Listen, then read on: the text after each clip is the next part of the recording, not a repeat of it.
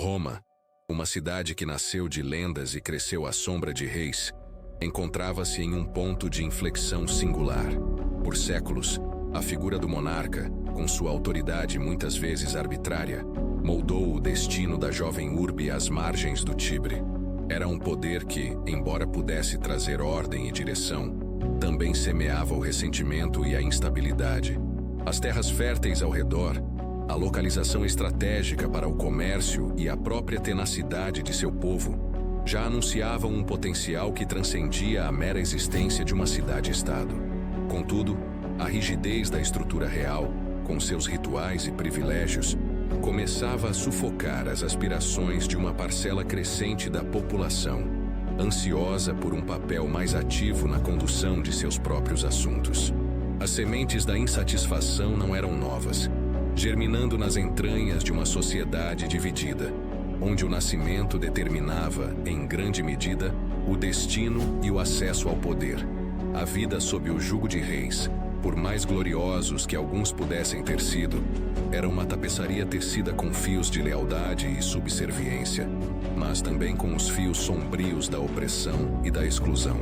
Havia uma fome latente por algo diferente, por um sistema que pudesse refletir a diversidade e a força emergente de Roma, que pudesse canalizar o engenho e a bravura de todos, não apenas de uma elite hereditária. As primeiras centúrias de Roma foram marcadas por uma luta constante, não apenas contra inimigos externos que cobiçavam suas terras e riquezas, mas também contra as próprias estruturas internas que ameaçavam paralisá-la. Era uma era de transição, onde o antigo dava sinais de esgotamento e o novo, ainda incerto e em formação, clamava por espaço. A necessidade de um governo mais estável, mais representativo e mais capaz de gerir a crescente complexidade de uma sociedade em expansão era palpável. O solo estava sendo preparado, não para um novo rei, mas para um conceito radicalmente diferente de governança. Um que seria testado, moldado e finalmente forjado nas chamas de conflitos internos e ambições expansivas. O que estava em jogo era nada menos que a própria alma de Roma e o caminho que ela percorreria nas gerações futuras. A questão fundamental que pairava no ar, no burburinho dos fóruns e nas conversas sussurradas nas vielas, era como uma cidade tão vibrante e ambiciosa poderia se libertar das amarras do passado e construir um futuro que honrasse a todos os seus cidadãos. A resposta a essa pergunta não seria simples nem rápida, mas determinaria o curso da história ocidental de maneiras que seus fundadores mal poderiam imaginar. O palco estava montado para uma revolução silenciosa, uma mudança de paradigma que redefiniria o poder e a cidadania. Antes de continuarmos com nosso conteúdo, aproveite para se inscrever no canal e ativar o sininho. Assim você não perde nenhum episódio dessa jornada pela história. A deposição do último rei etrusco, Tarquínio, o Soberbo, não foi um evento isolado, mas o culminar de um descontentamento profundo, alimentado por abusos de poder e pela percepção de que a monarquia havia se tornado um obstáculo ao progresso e à justiça. A gravidade da situação era tal que um único ato de violação flagrante, a brutalidade contra Lucrécia, uma nobre matrona romana, serviu como catalisador, unindo a aristocracia e o povo comum em uma causa comum, a erradicação da tirania. Esse sentimento de repulsa coletiva, amplificado pela oratória inflamada de figuras como Lúcio Júnior Bruto, transformou a indignação em ação decisiva. O exílio do rei e de sua família marcou o fim de uma era, abrindo um vácuo de poder que precisava ser preenchido com urgência para evitar o retorno à anarquia ou a uma nova forma de opressão. A necessidade de estabelecer um sistema de governança que impedisse a concentração excessiva de poder em uma única pessoa tornou-se a prioridade máxima. As experiências passadas com a arbitrariedade real levaram à criação de magistraturas colegiadas e anuais, onde o poder seria compartilhado e limitado pelo tempo. Essa estrutura inicial, embora ainda em evolução, foi o primeiro passo concreto para a fundação de uma república, um sistema onde a res publica, o assunto público, seria gerido por representantes eleitos e responsáveis perante o povo. A própria ideia de república, como entendida pelos romanos, era intrinsecamente ligada à noção de virtude cívica e ao serviço ao Estado, valores que buscavam incutir em seus líderes para garantir a estabilidade e a prosperidade. A consolidação do Senado foi um processo intrinsecamente ligado à formação da República, pois ele se tornou o órgão central de poder e deliberação. Originalmente um conselho de anciãos que aconselhava os reis, o Senado romano, após o fim da monarquia, evoluiu para um corpo permanente e altamente influente, composto principalmente pelos membros das famílias aristocráticas mais proeminentes, os patrícios. Sua autoridade residia na sua experiência, na sua sabedoria acumulada e na sua capacidade de manter a continuidade política em meio às mudanças anuais das magistraturas. Os senadores, geralmente vitalícios, detinham um conhecimento profundo das leis, das tradições e dos assuntos de Estado, o que lhes conferia um prestígio e uma autoridade moral inquestionáveis. Contudo, essa concentração de poder nas mãos de uma elite gerou, desde o início, uma tensão latente com as classes mais baixas da sociedade romana, a exclusão de grande parte da população das decisões políticas e a percepção de que o Senado agia primariamente para proteger os interesses dos patrícios foram fontes de conflito social que marcariam profundamente os primeiros séculos da República. A expansão territorial inicial, embora impulsionada pela necessidade de segurança e pela busca por recursos, também foi um fator crucial na complexificação da estrutura republicana. À medida que Roma subjugava seus vizinhos latinos, samnitas e etruscos, a administração desses novos territórios e a integração de seus povos apresentavam desafios logísticos e políticos sem precedentes.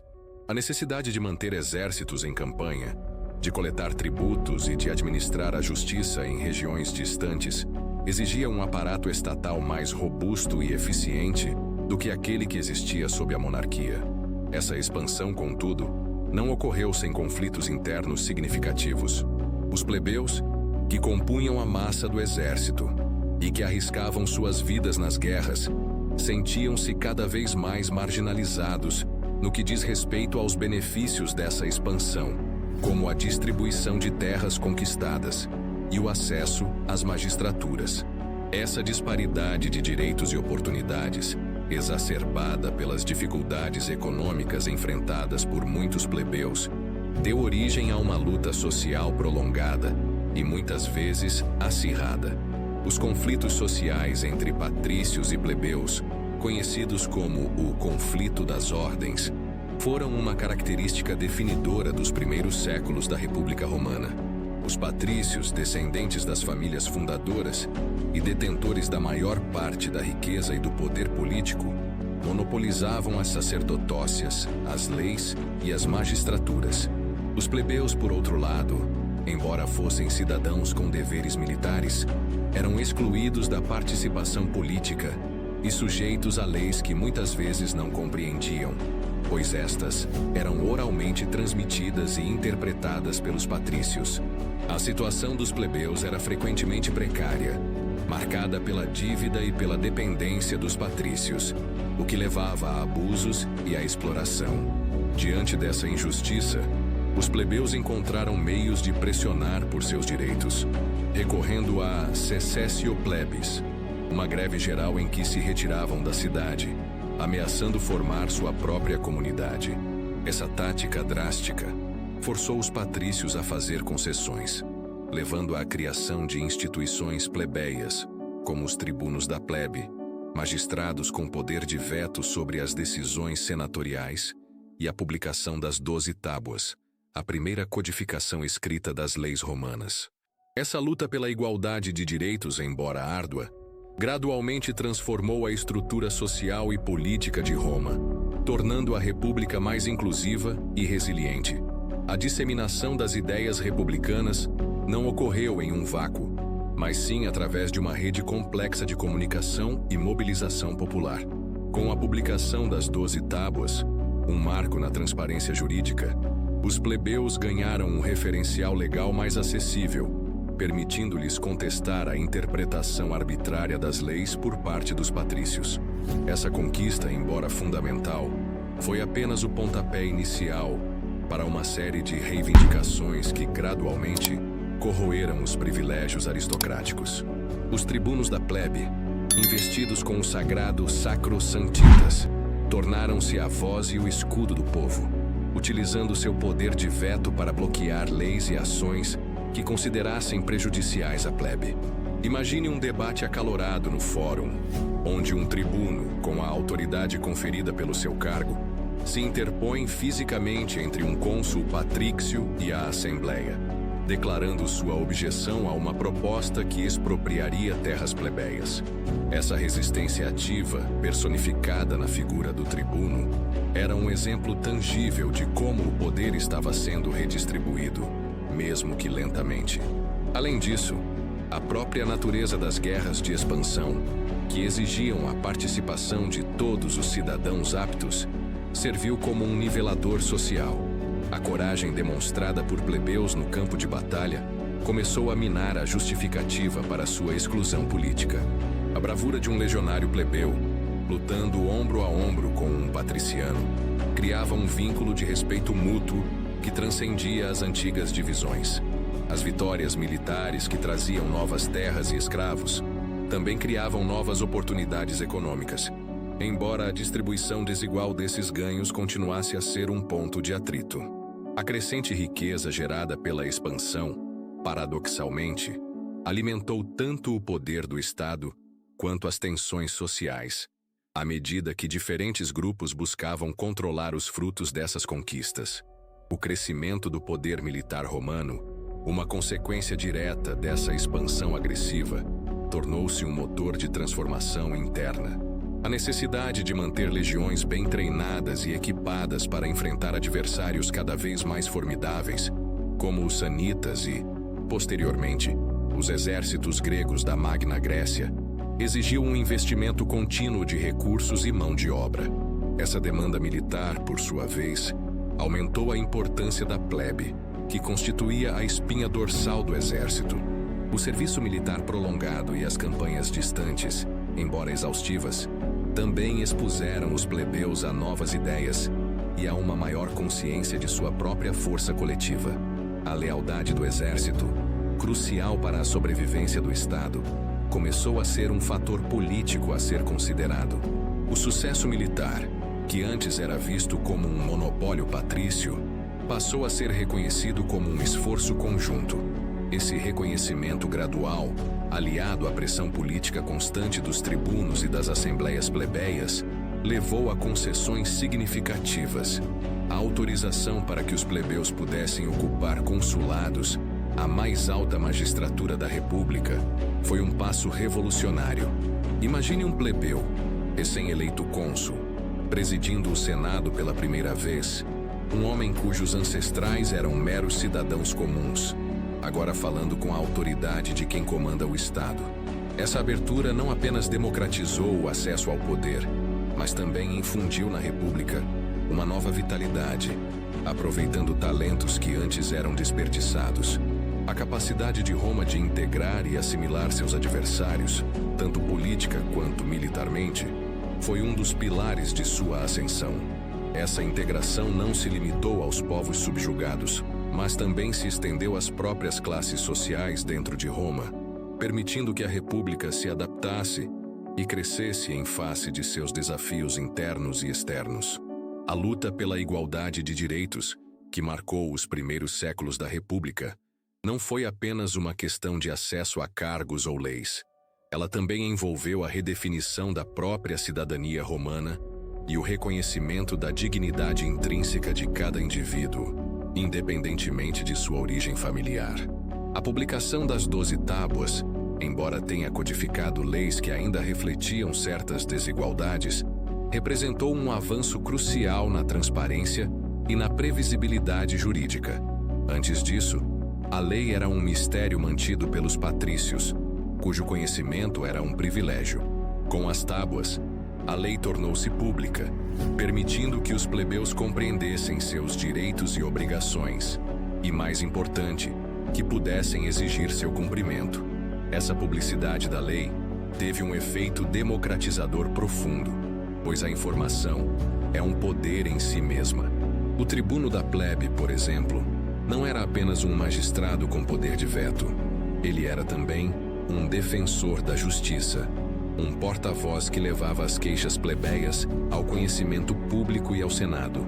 A sua atuação, muitas vezes em meio a multidões exaltadas no fórum, demonstrava o poder da mobilização popular e a eficácia da resistência organizada.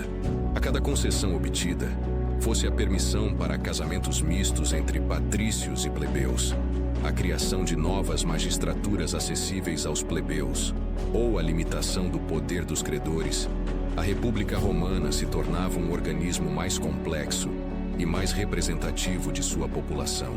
Essa evolução contínua, impulsionada pela perseverança plebeia, moldou a identidade romana, transformando uma sociedade rigidamente estratificada em uma comunidade onde o mérito e o serviço ao Estado, ao menos em teoria, começavam a ter precedência sobre o nascimento.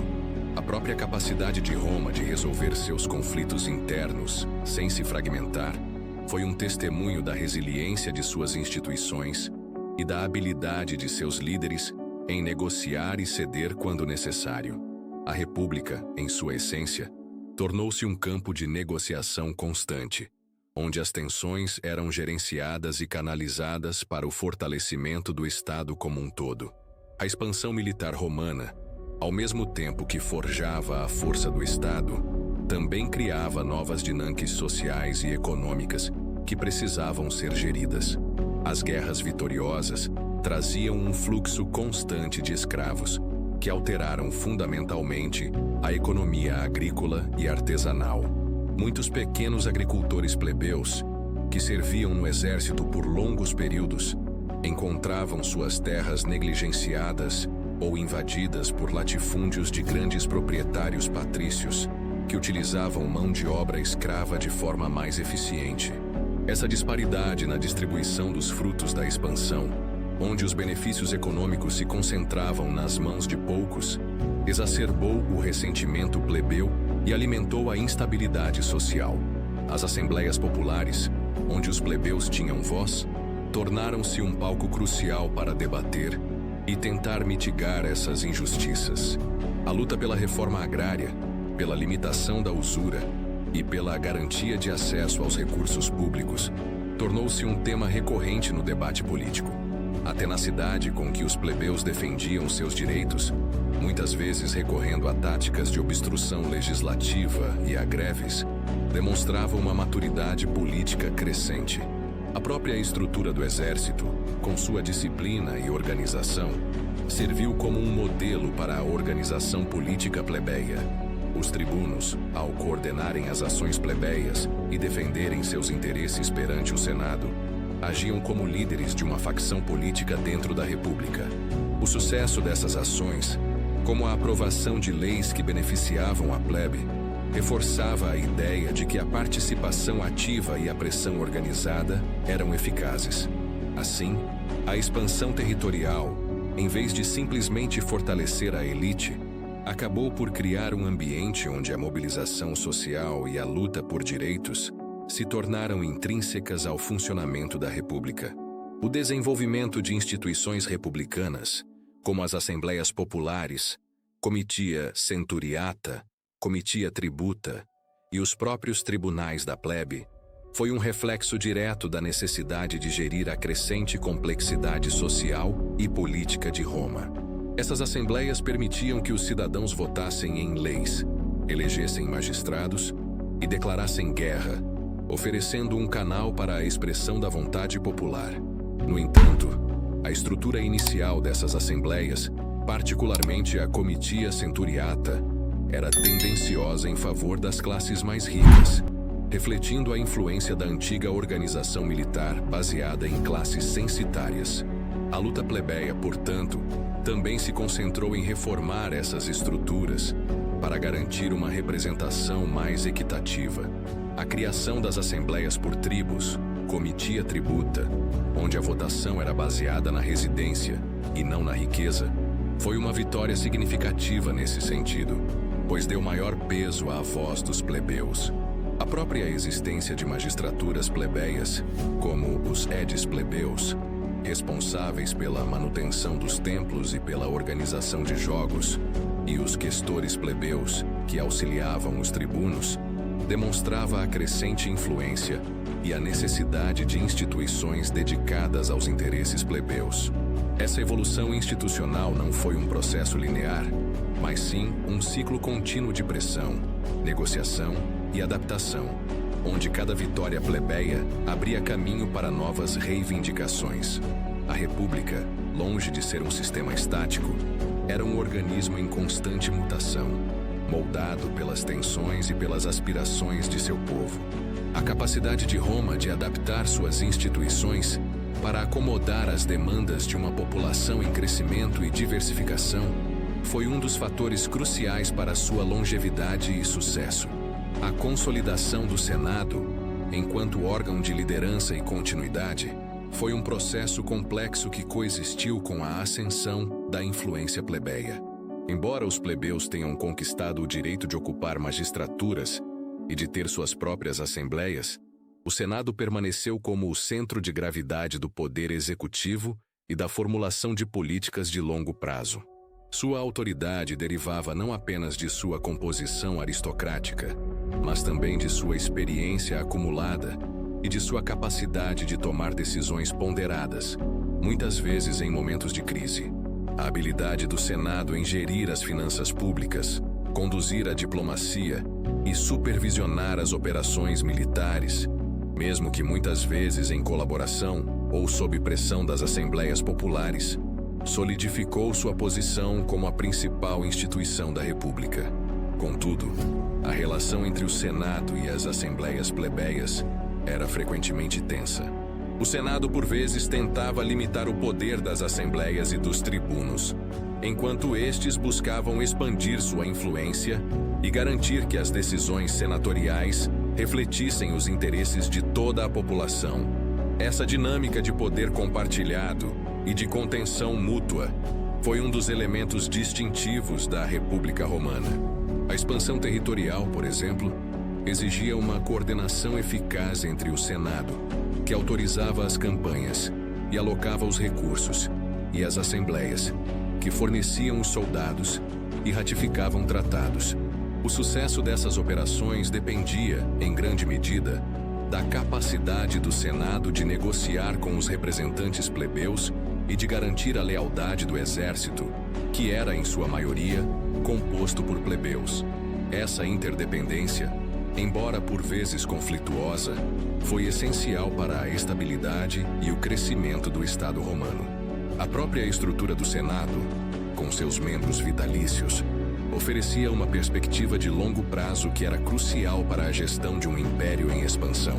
A virada decisiva na história romana, o momento em que a balança pendeu irreversivelmente em favor da República e contra a tirania, pode ser personificada pela Batalha do Lago Régilo, embora outros eventos, como a Lei Canuleia e a criação dos censores, tenham sido igualmente cruciais na erosão do poder patrício. No entanto, a luta contra os Tarquínios e seus aliados, culminando em confrontos militares diretos, solidificou a determinação romana em manter sua recém-adquirida liberdade. A lenda conta que o próprio Castor e Pólux apareceram para auxiliar os romanos, um testemunho do fervor religioso e da crença na intervenção divina que acompanhava a defesa da República. Essa batalha não foi apenas um confronto militar, mas uma afirmação da vontade coletiva contra o retorno da monarquia. O sucesso em repelir os exércitos etruscos e latinos que apoiavam Tarquínio demonstrou a força da unidade romana, mesmo em suas fases iniciais, e com as profundas divisões internas ainda latentes. Ademais, a criação da magistratura da censura, inicialmente concebida para realizar o censo da população e avaliar a moralidade pública, tornou-se na prática um poderoso instrumento de controle social e político nas mãos dos patrícios. Os censores tinham a prerrogativa de classificar os cidadãos em diferentes ordens, influenciando diretamente seu acesso a cargos e sua participação nas assembleias. Essa capacidade de definir e redefinir o status social e político de cada indivíduo, com base em critérios muitas vezes subjetivos e favoráveis à elite, representou um desafio significativo à plena igualdade plebeia. Agora considere como essa dinâmica afetava a vida cotidiana de um artesão plebeu.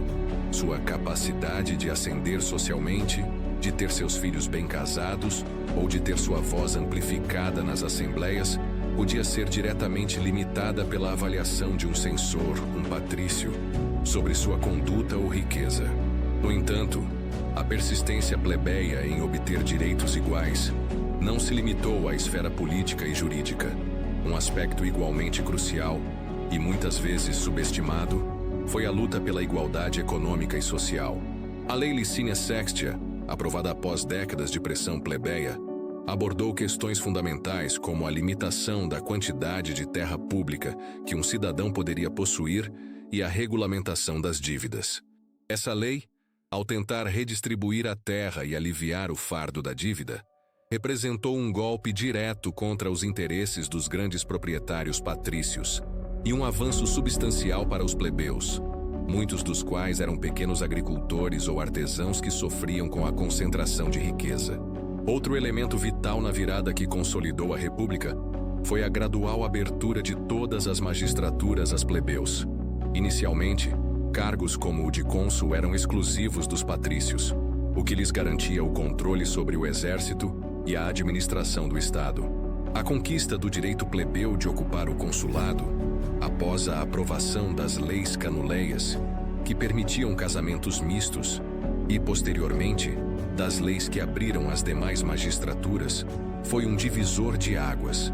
Isso significou que o talento e a capacidade, independentemente da origem familiar, poderiam ascender aos mais altos escalões do poder, infundindo nova energia e diversidade na liderança romana. Contrastando com a rigidez inicial, a República Romana demonstrou uma notável capacidade de adaptação, impulsionada pela necessidade de gerir um território em expansão e de manter a coesão interna. A criação de novas províncias e a administração de povos recém-conquistados exigiram o desenvolvimento de estruturas administrativas mais complexas e a adaptação das leis romanas a diferentes contextos. Essa flexibilidade institucional, embora muitas vezes conquistada a duras penas através de conflitos sociais, permitiu que Roma absorvesse e integrasse novos territórios e populações de maneira mais eficaz do que muitos de seus contemporâneos. Finalmente, é impossível subestimar o impacto da crescente militarização da sociedade romana na consolidação da República. A necessidade de defender suas fronteiras e expandir seu domínio forjou um exército profissional e disciplinado, em grande parte composto por cidadãos plebeus. A lealdade e a eficácia desse exército tornaram-se cruciais para a sobrevivência do Estado, conferindo aos soldados plebeus um poder de barganha considerável. Essa realidade militar, combinada com a pressão política constante, forçou as elites a fazerem concessões, reconhecendo que a força da República residia na participação e na lealdade de todos os seus cidadãos. A consolidação do Senado, embora pareça um processo de mera formalização, foi, na verdade, uma complexa teia de influências e adaptações que moldaram a República em seus primeiros e turbulentos séculos.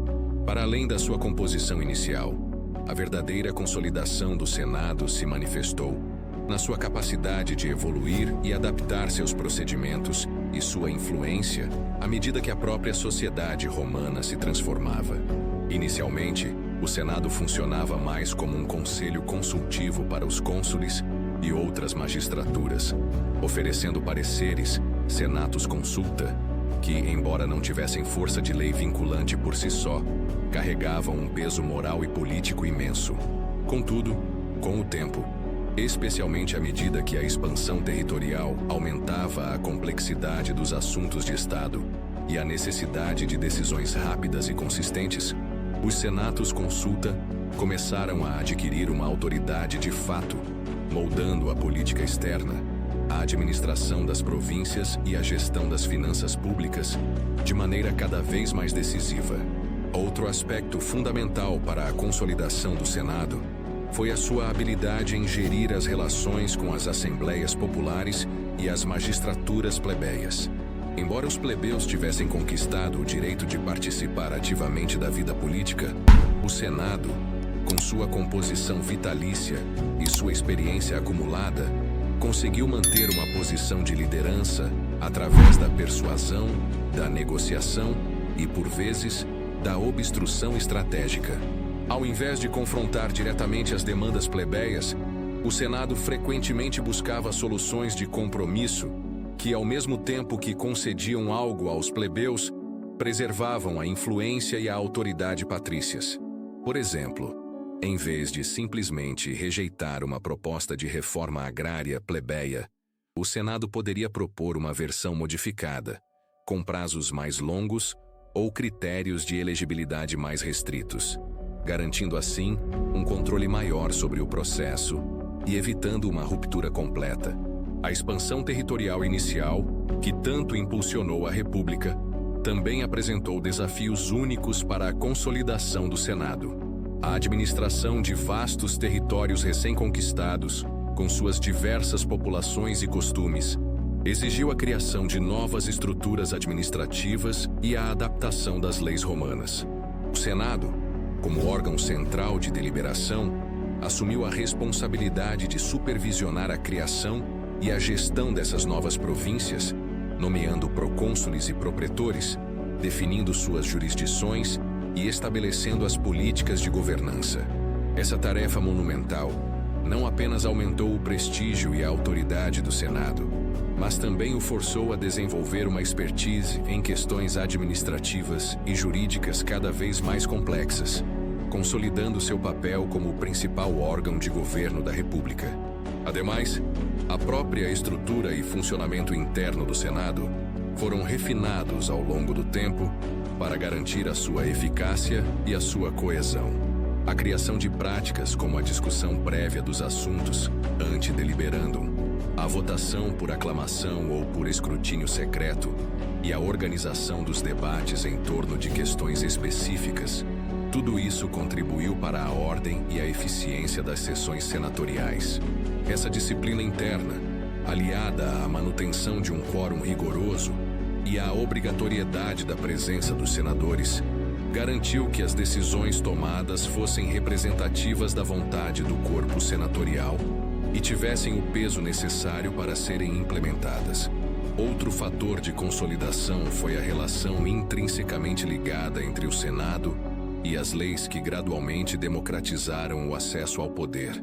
Se por um lado as leis plebeias abriam portas para novas magistraturas e garantiam direitos iguais, por outro lado, o Senado, através de sua influência e conhecimento das tradições, continuou a desempenhar um papel crucial na interpretação e na aplicação dessas leis.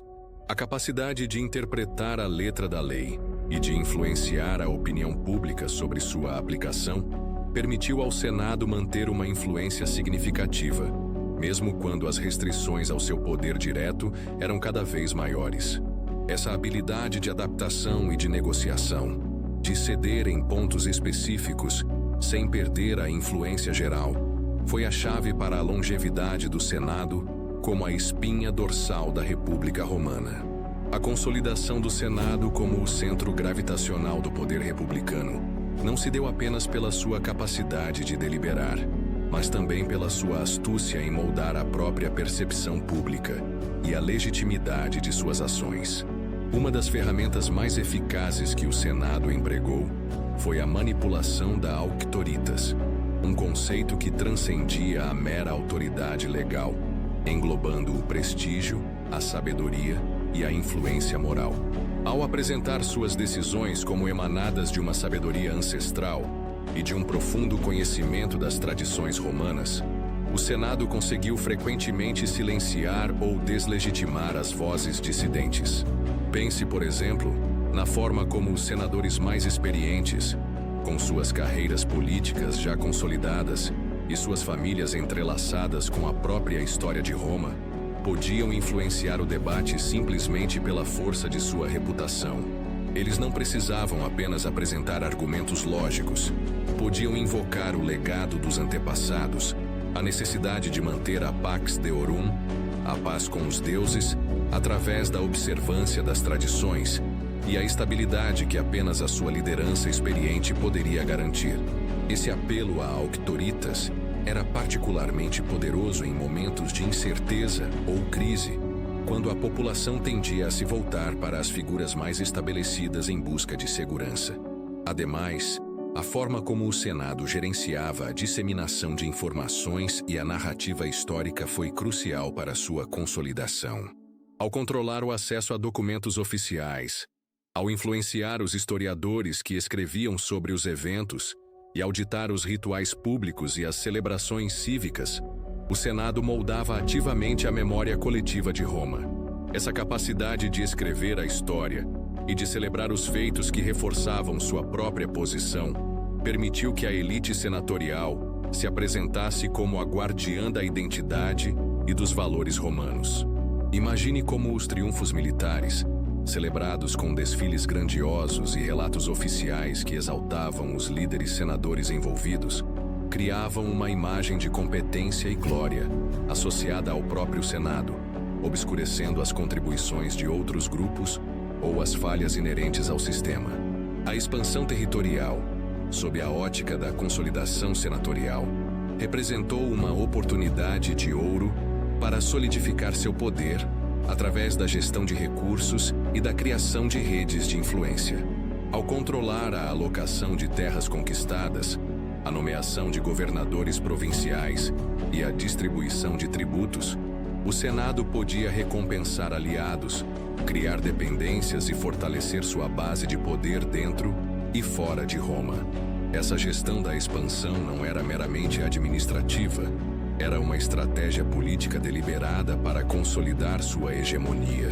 Por exemplo, a concessão de terras a famílias leais ao Senado, ou a nomeação de senadores para governar províncias ricas e estratégicas, criava um sistema de patronagem em larga escala, onde a lealdade ao Senado era recompensada com riqueza e influência. Em contrapartida à sua influência crescente, o Senado também precisava gerenciar ativamente os desafios impostos pela ascensão plebeia. Uma tática senatorial sutil, mas eficaz, era a criação de novas magistraturas ou a expansão das responsabilidades de magistraturas existentes, muitas vezes com o objetivo de absorver e canalizar as energias plebeias para dentro de estruturas controladas. Ao criar novas comissões ou comitês para lidar com questões específicas, o Senado podia cooptar líderes plebeus promissores, oferecendo-lhes um papel formal, mas muitas vezes com poderes limitados, dentro do sistema estabelecido. Dessa forma, em vez de permitir o surgimento de centros de poder plebeus independentes, o Senado buscava integrá-los e controlá-los, diluindo sua força potencial. Outro ponto crucial na consolidação senatorial foi a sua habilidade em manter um controle rigoroso sobre a política externa. As decisões sobre alianças, tratados e declarações de guerra, embora formalmente sujeitas à aprovação das assembleias populares, eram em grande parte moldadas e influenciadas pelo Senado. Sua experiência diplomática, seu conhecimento das relações internacionais e sua capacidade de mobilizar os recursos necessários para a guerra conferiam-lhe uma vantagem decisiva. Ao apresentar aos cônsules e às assembleias opções cuidadosamente elaboradas e, muitas vezes, apresentadas como únicas alternativas viáveis, o Senado conseguia direcionar o curso da política externa em conformidade com seus próprios interesses e sua visão de longo prazo para Roma. Esse domínio sobre a agenda externa, em particular, reforçava a imagem do Senado como o guardião da segurança e do destino de Roma, consolidando ainda mais sua primazia. Ao percorrermos o intrincado caminho da formação da República Romana, percebemos que as diversas forças em jogo não atuaram de forma isolada, mas sim como elementos de um complexo organismo em constante reconfiguração. A tensão entre as aspirações da plebe e os privilégios da aristocracia, longe de ser um mero conflito de classes, catalisou uma profunda redefinição das estruturas de poder e da própria concepção de cidadania. Os embates que marcaram as primeiras centúrias não foram apenas lutas por direitos específicos, mas sim um processo contínuo de negociação e reequilíbrio, onde cada concessão obtida pela plebe servia para aprimorar o arcabouço institucional da nascente república. A expansão territorial, por sua vez, agiu como um catalisador, não apenas em termos de ampliação de fronteiras, mas também ao expor as fragilidades e as potencialidades do sistema, forçando a adaptação e o aprimoramento das instituições para gerir um mundo em constante expansão. Refletindo sobre esta jornada, torna-se evidente como a necessidade de governança e ordem, após o declínio da monarquia, impeliu a criação de mecanismos de poder colegiado e de fiscalização mútua. A consolidação de um corpo senatorial, embora inicialmente enraizado em tradições aristocráticas, gradualmente se adaptou à realidade de uma sociedade em transformação, aprendendo a dialogar e a negociar com as novas forças emergentes. Essa interação, por vezes conflituosa, forjou um sistema onde a autoridade não residia unicamente em um indivíduo ou grupo, mas sim em um delicado equilíbrio de poderes, em um intrincado jogo de influências e contrapesos. A resiliência demonstrada em superar os desafios internos, sem sucumbir à fragmentação, sugere uma capacidade intrínseca de aprendizado e adaptação, qual uma árvore cujos galhos, embora sob a força dos ventos, se fortalecem e se tornam mais flexíveis. À medida que avançamos para a compreensão do legado duradouro deste período, a convergência das lutas sociais com a expansão pragmática e a evolução institucional revela um padrão de desenvolvimento fascinante. As sementes lançadas nos primeiros séculos de conflito e negociação não apenas definiram a estrutura de Roma, mas também estabeleceram os alicerces de um sistema que, com todas as suas contradições e imperfeições, provou ser extraordinariamente duradouro e influente.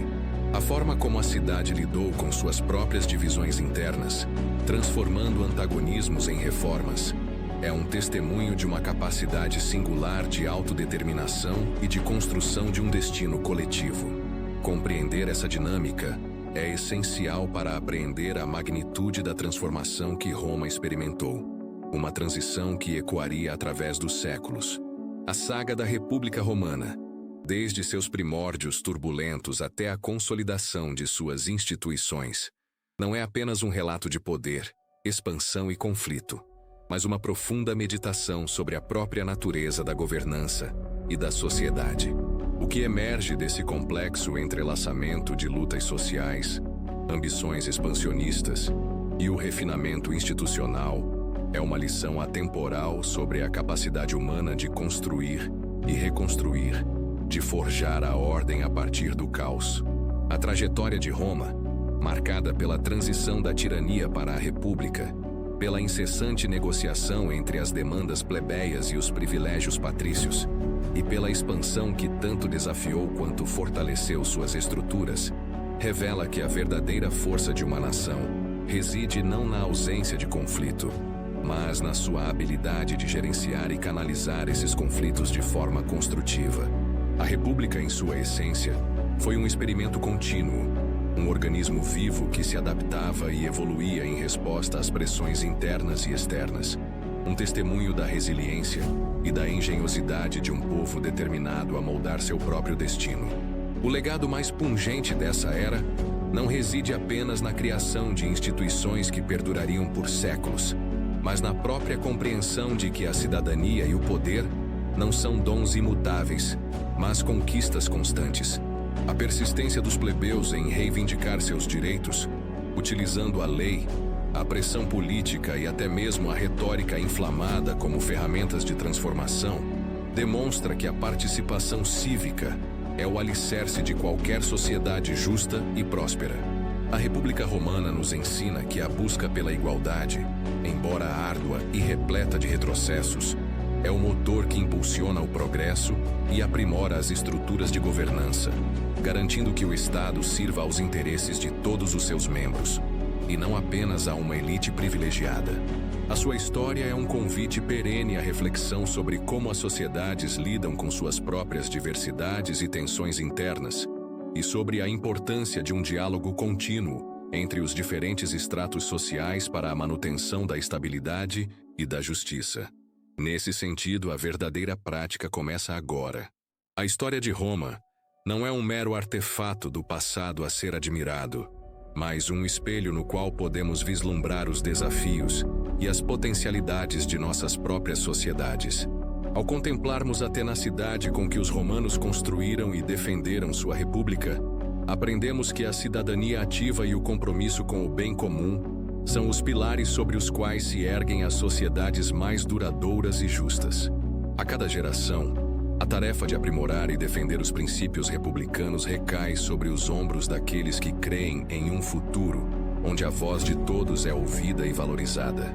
A República, em sua forma mais pura, é um ideal em constante construção, um projeto que exige vigilância, participação e a coragem de enfrentar os desafios com a mesma resiliência que marcou os romanos em sua jornada fundacional. Lembre-se, compreender o passado não é viver preso a ele, mas usar suas lições como guia para transformar o futuro. Que sua jornada pelo conhecimento histórico seja repleta de clareza e propósito. E se você deseja continuar essa viagem pelo tempo e descobrir como os eventos do passado moldam o mundo em que vivemos, inscreva-se agora no canal e ative o sininho para não perder os próximos episódios. A história continua e você faz parte dela.